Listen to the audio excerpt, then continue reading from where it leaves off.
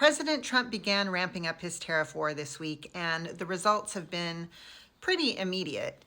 Canada and China have already announced retaliatory tariffs, and Mexico says they'll announce their retaliatory tariffs on Sunday. Across the globe, stock markets fell on the news of the new tariffs being imposed beginning today, with the U.S. stock market experiencing the biggest drop it's seen in months. What's really unique about this situation is this is not a new policy. This is a repeat of a policy that President Trump put in place in his first term.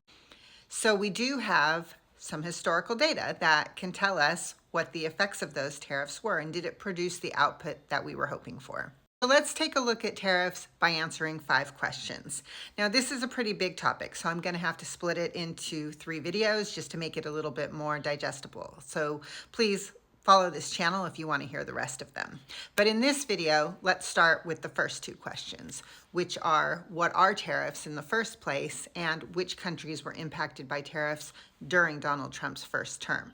Then we'll move on to how those tariffs impacted the economy, job growth, and American consumers, what the new tariff proposal is for 2025, and finally we'll finish with, are there any alternatives to tariffs if we want to protect U.S. manufacturing jobs and actually grow jobs in that area? So starting with question number 1, what is a tariff?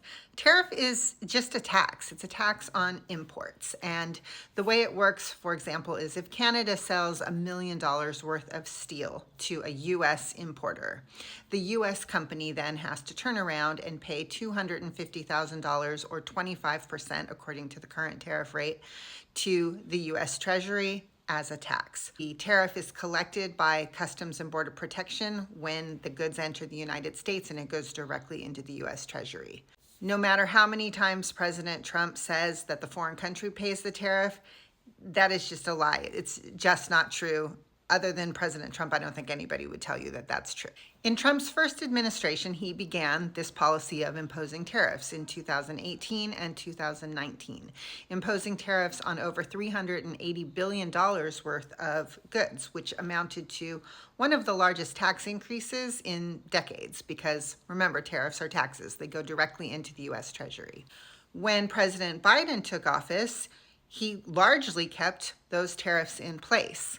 And in May 2024, he announced additional tariff hikes on Chinese goods equaling another $18 billion of products. That was mainly on semiconductors and electric vehicles. Although President Biden did remove the tariffs on steel and aluminum imports from Europe.